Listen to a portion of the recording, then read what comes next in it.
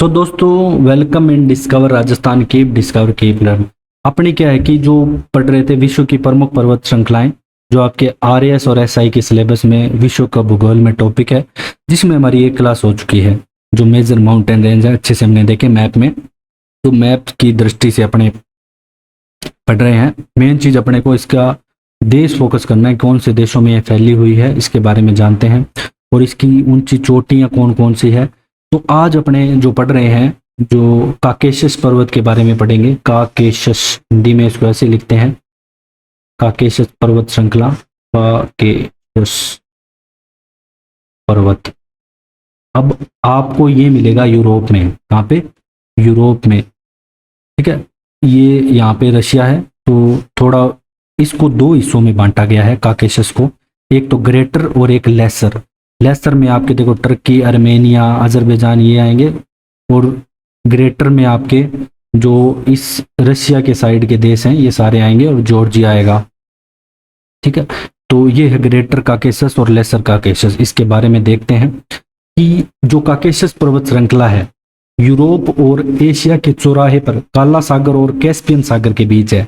तो ये इंपॉर्टेंट है दोस्तों, काला सागर और कैस्पियन सागर के ये बीचों बीच स्थित है काकेशस पर्वत, आपको ध्यान रखना है। और ये 4,40,000 वर्ग किलोमीटर क्षेत्र में फैला है, ये मत याद रखना कि कितने फैला हुआ है। और पश्चिम रूस में कुम्मा और मेनच नदियों घाटी के निचले इलाकों से लेकर दक्षिण में तुर्की और ईरान की उत्तरी सीमाओं तक ये फैला हुआ है। पहाड़ में देखो, इसमें दो पर्वत श्रृंखलाएं हैं, अभी मैंने आपको बताया, एक तो उत्तर में ग्रेटर और दक्षिण में लेसर, ठीक है। ग्रेटर काकेशस पश्चिम में उत्तर पश्चिम से पूर्व दक्षिण तक काला सागर के पूर्वोत्तर तट पर सोची रूस के पास काकेशियन प्राकृतिक रिजर्व से लेकर कैस्पियन सागर पर बाकू अजरबैजान तक चलता है, मतलब रूस से अजरबैजान तक। फिर छोटा काकेशस है जो दक्षिण में, ठीक है, ये इसके समानांतर चलता है। ये जॉर्जिया में लिखी रेंज से जुड़े हुए हैं, जैसे कोल्चिस मैदान और पुर अराज तराई क्रमशः इस सीमा के पश्चिम और पूर्व में स्थित है। आपको बस इतना ध्यान रखना है कि ये इसके जो आसपास के देश हैं, ठीक है, टर्की, अर्मेनिया, अजरबैजान, जॉर्जिया में फैला हुआ है, और रशिया में भी फैला हुआ है। ग्रेटर और लेसर काकेशस, इन दोनों के बारे में आपको पता होना चाहिए। अब बात आती है इसकी सबसे ऊंची चोटी की, तो माउंट एलब्रूस आती है, एलब्रूस, ठीक है, 1 सेकेंड, एलब्रूस, इसकी सबसे ऊंची चोटी आती है काकेशस की, जिसकी मीटर में ऊंचाई है 5,642, फीट में 18,511 फीट, ठीक है। डायक टाउ इसकी सेकंड हाईएस्ट पीक है। फिर शकारा आ जाएगी। फिर अपने बात करेंगे नेक्स्ट दोस्तों यूराल पर्वतमाला के बारे में, इसकी यूराल। अब जो यूराल पर्वतमाला है ये आपको मिलेगी रसिया में। कहाँ पे है ये देख सकते हो आप, ये जो है ये पूरी यूराल पर्वतमाला है, ठीक है। ये ग्रीन कलर में जो शो हो रही है ये यूराल माउंटेन्स हैं। और जो यूराल पर्वत है एक संकीर्ण पर्वत श्रृंखला है जो आर्कटिक महासागर के तट से शुरू होकर उत्तर पश्चिम में कजाकिस्तान के पश्चिमी रूस के लगभग 2500 किलोमीटर तक फैली हुई है। दो मुख्य कारणों से महत्वपूर्ण है। सबसे पहले ये यूरेशियन भूभाग को दो महाद्वीपों में अलग अलग करने वाली लोकप्रिय सीमा बनाते हैं। यूरोप और एशिया की सीमा भी ये बनाते हैं। तो रशिया में भी जो इससे कंट्री अलग हुई है वो सारी इसके अंदर है, ठीक है, ध्यान रखना। ये पूरा मेन रशिया नहीं है, ठीक है। और इसमें यूरोप और एशिया को अलग करते हैं। दूसरे वे दुनिया के सबसे पुराने पहाड़ों में से है, जो 300 से 250 मिलियन वर्ष पहले के हैं। तो बहुत ही पुरानी श्रृंखला है ये। और अब इसकी ऊंचाई वर्तमान में कम हो चुकी है। और इसकी जो हाईएस्ट पीक है वो माउंट नरोदन्या है, नरोदन्या, जो 1895 मीटर ऊंचा है, ठीक है। कोयला, बहुत सारे इसमें धातु एस्क भी मिलते हैं, जो कीमती पत्थरों भी यहाँ पे मिलेंगे। तो नरोदन्या इसकी हाईएस्ट पीक है। फिर गोरा कार्पिंस्काई इसकी सेकंड हाईएस्ट पीक है, ठीक है। तो ये आप देख सकते हो, इसकी ऊंचाई फीट में 6,217 है, 5,917 इसकी है। तो आपको नरोदन्या याद रखनी है, यूराल माउंटेन की हाईएस्ट पीक, ठीक है, नरोदन्या। अब अपने बात करेंगे दोस्तों हिंदू कुश माउंटेन। अब दो हिंदू कुश माउंटेन है, ये अफगानिस्तान, पाकिस्तान और थोड़ा बहुत मतलब भारत में भी फैला हुआ है। मतलब मेन अफगानिस्तान और पाकिस्तान में ही आपको मिलेगा ये। और इसकी जो हाईएस्ट पीक है वो त्रिची मीर है पाकिस्तान में, इसकी हाईएस्ट पीक याद रख लेना, त्रिची मीर। ठीक है, अब ये देख सकते हो आप, ये पर्वत श्रृंखला है हिंदू कुश, इसकी हाईएस्ट पीक त्रिची मीर है। अब अपने हिमालय पर्वत श्रृंखला के बारे में बात करेंगे। हिमालय को अपने जब भारत के लिए पढ़ेंगे ना तब बहुत डिटेल में पढ़ेंगे, अभी अपने सिर्फ वर्ल्ड के हिसाब से पढ़ रहे हैं। तो यहाँ पे देखो आपको पामीर नोट दिख रहा होगा, यहाँ से कुनलूनम माउंटेन्स निकलते हैं, यहाँ पे हिंदू कुश निकल रही है, और ये है ना सारी हिमालय पर्वत श्रृंखला ही है इधर जितने भी एरिया में है। तो इसमें देखो मेन अपने पढ़ेंगे काराकोरम रेंज, लद्दाख, जास्कर, ठीक है, Kailash range, greater Himalaya, Pir Panjal, Dhauladhar, Shivalik range, ठीक है, ये सारी पढ़ेंगे। सबसे पहले देखो आता है पार हिमालय जिसे बोलते हैं ट्रांस हिमालय, ये आपको पता होना चाहिए। इसके अंदर कौन कौन सी आती है, कैलाश, लद्दाख और काराकोरम श्रेणी, तीन आती है। तो आपके देखो कैलाश, लद्दाख और काराकोरम, ये तीनों किस में आ गई, पैरा हिमालय में। देखो काराकोरम, लद्दाख और कैलाश, ये तीनों जो एक ही आपको लाइन में दिख रही है, ये ट्रांस हिमालय में आपके आएगी। इसमें ट्रांस, परा हिमालय, ये आपको याद रखना है, ये इंपॉर्टेंट टॉपिक है। सिंधु नदी लद्दाख और जास्कर पर्वत श्रेणियों के मध्य से प्रवाहित होती है, सिंधु नदी की बात करें। और लद्दाख श्रेणी को बुंजी नामक स्थान पर काटकर गहरे गार्ज का भी निर्माण करती है। और काराकोरम श्रेणी में भारत का सर्वोच्च शिखर भी आपको मिल जाएगा जो कि है K2, ठीक है, K2 जिसकी ऊंचाई है 8,611 मीटर, आपको याद रखनी है, जो POK में स्थित है वर्तमान में, जो दूसरी दुनिया की सबसे ऊंची पर्वत चोटी है। माउंट एवरेस्ट की सबको ऊंचाई पता होगा 8,848 मीटर। तो दूसरी सर्वोच्च चोटी K2 है, वो भारत में स्थित है। अब अपने बात करेंगे दोस्तों K2 की ही, काराकोरम की। ये एक विशाल पर्वत श्रृंखला है जिसका विस्तार पाकिस्तान, भारत और चीन के गिलगित, चीन में है, और ये गिलगिट बाल्टिस्तान POK में है, ठीक है, लद्दाख और शिनजियांग क्षेत्रों तक फैला हुआ है। एशिया की विशाल पर्वतमालाओं में से एक है ये, हिमालय पर्वतमाला का ही हिस्सा है। काराकोरम जो श्रेणी है उसके बारे में पढ़ रहे हैं। किर्गिज भाषा का शब्द है ये काराकोरम, जिसका मतलब होता है काली भूरी भूरी मिट्टी। जो ये काराकोरम है इसका मतलब होता है काली भुरभुरी मिट्टी। और संस्कृत नाम की बात करें तो इसे कृष्णगिरी कहा गया है, काला पहाड़, कृष्णगिरी, ठीक है। काराकोरम में बालतोरो हिमनद देश, पाकिस्तान, भारत, चीन, ये सारे क्षेत्र आते हैं मेन, ठीक है। पामीर, हिंदू कुश का उच्चतम बिंदु की ऊंचाई दे रखी है यहाँ पे K2 की 8,611 मीटर। और अंतरराष्ट्रीय अंतरिक्ष केंद्र से देखने पर काराकोरम के सर्वोच्च शिखर विश्व के किसी भी स्थान की अपेक्षा काराकोरम पर्वतमाला से 5 मील से भी ऊंची अधिक चोटियां, मतलब यहाँ पे और भी आपको अलग ऊंची ऊंची चोटियां मिल जाएगी, ठीक है, K2 के अलावा भी बहुत सारी। अब नेक्स्ट अपने बात करेंगे लद्दाख श्रेणी की। देखो काराकोरम श्रेणी ये रही यहाँ पे, ठीक है, ये जो है ये पूरी काराकोरम श्रेणी है ये वाली। नेक्स्ट अपने बात करेंगे दोस्तों लद्दाख पर्वत श्रेणी की, ठीक है। लद्दाख आपको कहाँ पे मिलेगी, देखो जास्कर और काराकोरम के बीचों बीच मिलेगी लद्दाख पर्वत श्रेणी। और जो लद्दाख पर्वत श्रेणी है काराकोरम जास्कर के बीच है, और इस श्रेणी का विस्तार सिंधु नदी से लेकर दक्षिण में शोक नदी तक है। तो इस श्रेणी का विस्तार आपको याद रखना है, सिंधु से शोक नदी तक। सिंधु नदी इस पर्वत क्षेत्र को बुंजी नामक स्थान पर काटकर 5200 मीटर गहरे गार्ज का निर्माण करती है। इस पर्वतीय प्रदेश में एक शुष्क प्रदेश है जहाँ वनस्पति का अभाव भी पाया जाता है। माउंट राकापोशी लाकेश लद्दाख श्रेणी की सर्वोच्च चोटी है, तो ये चोटी का नाम आपको याद रखना है, माउंट राकापोशी। इस चोटी की ढाल विश्व में सर्वाधिक तीव्र भी मानी जाती है। जो लद्दाख पर्वत श्रेणी की चोटी की ढाल है माउंट राकापोशी की। फिर बात करेंगे अपने कैलाश। देखो दोस्तों ये कैलाश पर्वत श्रृंखला आपके तिब्बत चाइना में है, ठीक है, मैप में आप देख सकते हो, ये आपके पड़ेगी, देखो तिब्बत में, पहले तिब्बत भारत में ही था, चाइना में है। और यहाँ पे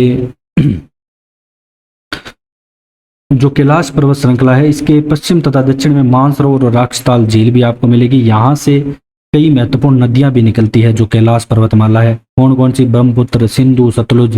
हिंदू सनातन धर्म में ये बहुत ही पवित्र स्थान माना गया है जो कैलाश पर्वत है। और इस तीर्थ को है ना अष्टापद या गण पर्वत और रजतगिरी भी कहते हैं। तो ये इसके उपनाम है, अष्टापद, गण पर्वत और रजतगिरी किसके, कैलाश पर्वत के उपनाम है। और कश्मीर से लेकर भूटान तक है ना ये फैली हुई है। और लाचू जोंग जू के बीच कैलाश पर्वत है, लाहात्सू और जोंगचू, ये चाइनीज नाम है, इनके बीच में कैलाश पर्वतमाला है और उत्तरी शिखर का नाम यहाँ पे कैलाश है। और जो कैलाश पर्वतमाला की आपको आकृति है ना, महान शिवलिंग की तरह दिखेगी और पर्वतों से बने षोडश दल कमल के मध्य ये स्थित है। ये सदैव बर्फ से आच्छादित रहता है पूरे 12 महीने। महान हिमालय आता है, पहले अपने परा हिमालय की बात करिए, अब अपने किसकी बात करेंगे, महान हिमालय की। महान हिमालय पर्वत श्रृंखला की औसत ऊंचाई 6100 मीटर है, चौड़ाई 25 किलोमीटर है। ठीक है, एक सतत श्रेणी है जो दर्रों के माध्यम से पार किया जा सकता है। मतलब जो महान हिमालय है इसमें आपको सबसे ज्यादा दर्रे मिलेंगे, दक्षिण ढाल तीव्र मिलेगा, उत्तरी ढाल थोड़ा कम मिलेगा। सर्वाधिक ऊंचाई के कारण यहाँ पे वृहद हिमालय भी इसे कहा जाता है। ठीक है, महान हिमालय को, जिसके कारण इसको पार कर पाना काफी कठिन है। इसमें साल भर बर्फ से ढके रहने के कारण हिमाद्री के नाम से भी पुकारा जाता है। तो इसका निर्माण की बात करें तो 6.5 करोड़ वर्ष पूर्व आदि न्यूटन इयोसीन काल में इसका निर्माण होता है। इयोसीन ऐसे लिखा आएगा आपके एग्जाम में कि जो महान हिमालय का निर्माण कौन से काल में होता है, इयोसीन काल में, ऐसे लिखा आएगा आपके। ठीक है, आदि न्यूटन शायद ही लिखा है। तो इस श्रेणी के आंतरिक भाग में जीवाश्म रहित चट्टानें भी पाई जाती है। अवसादी परतदार चट्टानें भी इस अपरदन के कारण वर्तमान में नष्ट हो चुकी है और ग्रेनाइट, नीस, शिस्ट आदि प्रकार की चट्टानें भी मिलेगी। इयोसीन काल में महान हिमालय का निर्माण होता है, ये आपको याद रखना है। और हिमालय पर्वत की सभी ऊंची चोटियां इस श्रेणी में ही स्थित है, जो आपके महान हिमालय, जिसमें माउंट एवरेस्ट आपके आ जाएगा नेपाल में 8000, फिर कंचनजंगा जो भारत में है, मकालू आ जाएगी नेपाल में, धौलागिरी नेपाल में, नंगा पर्वत भारत में, अन्नपूर्णा नेपाल में, नंदा देवी आपको भारत में मिलेगी, कामेट भारत में, नामचा वरुआ भारत में और गुरुला मंदाता नेपाल में। ठीक है, और महान हिमालय में कई दर्रे हैं जो इसको काटते हैं। जम्मू कश्मीर में जैसे बुर्जिला व जोजिला दर्रा जम्मू कश्मीर में है, तो ये दर्रों के नाम भी आपके एग्जाम में आते हैं। छिपकिला और बारालाचा किसमें, हिमाचल प्रदेश में। उत्तराखंड में थागला और लिपुलेखला ये इसको काटते हैं। सिक्किम में नाथुला और जेबला काट रहा है। अरुणाचल प्रदेश में बोमडिला काट रहा है। तो वहां तक फैली हुई है अरुणाचल प्रदेश तक जो आपका महान हिमालय है। सालों भर बर्फ से ढके रहने के कारण हिम नदियां भी यहाँ पे प्रवाहित होती है, जिनमें गंगोत्री, जेमू और मिलम प्रमुख हैं। फिर नेक्स्ट आपके आता है शिवालिक श्रेणी या शिवालिक हिमालय। सबसे दक्षिणतम आपको शिवालिक ही मिलेगी, जिसे बाह्य हिमालय या उप हिमालय के नाम से भी जाना जाता है। इसकी चौड़ाई और ऊंचाई दे रखी है 900 से 1100, 10 से 50 किलोमीटर। पंजाब में पोटवार बेसिन से प्रारंभ होकर ये पूर्व में कोसी नदी तक फैली हुई है। इसका निर्माण होता है प्लियोसीन काल में। किसमें, उसका तो इयोसीन में हो रहा था, इसका प्लियोसीन काल में इसका निर्माण होता है, तो ये ध्यान रखना है। और 1.5 करोड़ वर्ष हुआ। पश्चिम में चौड़ी और पूर्व की ओर संकीर्ण होती जाती है जैसे जैसे ये भारत के पूर्व की ओर चलती है। तृतीय काल की चट्टानें हैं जिसमें बलुआ पत्थर, ठीक है, मिस्र, पिडाश्म और चूना पत्थर भी पाए जाते हैं। लघु हिमालय शिवालिक हिमालय के बीच कहीं कहीं समतल संरचना घाटियां भी पाई जाती हैं, जिन्हें ड्यून्स कहा जाता है। देहरादून, पोटली दून, ठीक है, ये सारे दे रखे हैं इसमें। अब देखो क्या है कि पहले तो हमने जो डिवाइडेशन है उसके आधार पे कि अब कक्षा 11 के आधार पे है ना, जो इसको डिवाइड किया गया, कश्मीर या उत्तरी हिमालय, हिमाचल या उत्तरांचल हिमालय, दार्जिलिंग, सिक्किम, अरुणाचल हिमालय, असम हिमालय, पूर्व की पहाड़ियाँ, 5 भागों में एनसीईआरटी के अनुसार यहाँ पे डिवाइड किया गया है, 5 प्रादेशिक प्रदेशों में हिमालय पर्वत को। तो ये भी देख लेते हैं।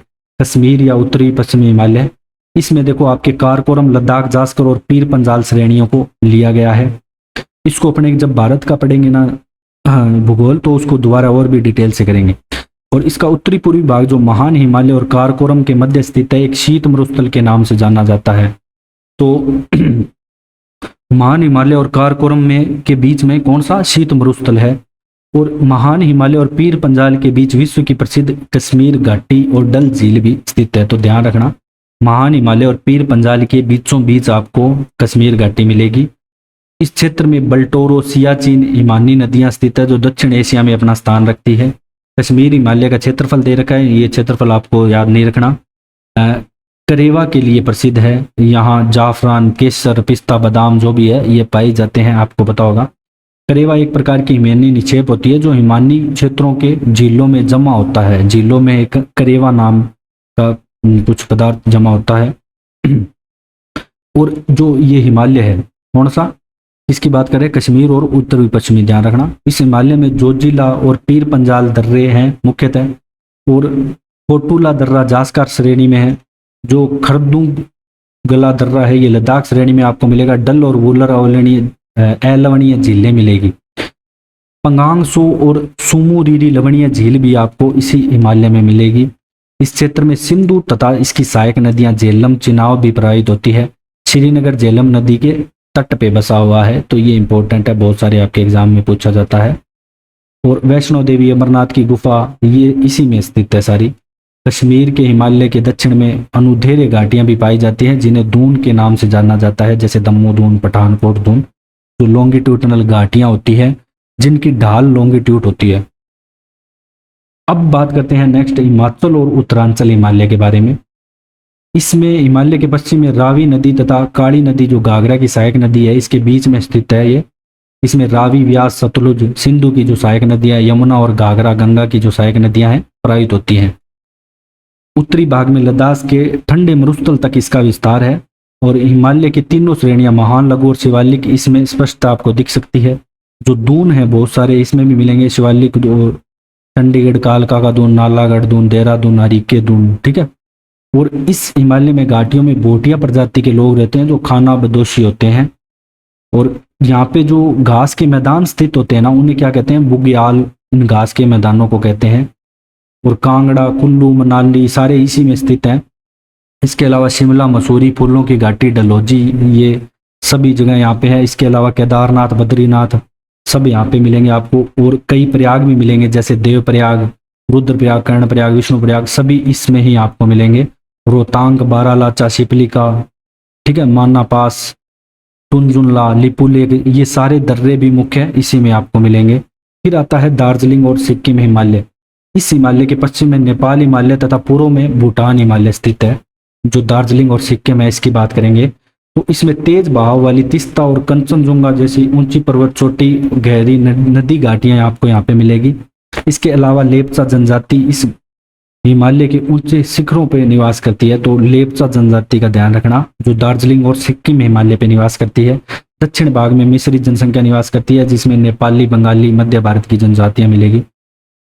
मध्यम ढाल वाली घाटियों में गहरी जीवाश्म युक्त मिट्टी, पर्याप्त वर्षा के कारण यहाँ पे चाय की खेती बहुत अच्छी होती है इस साइड।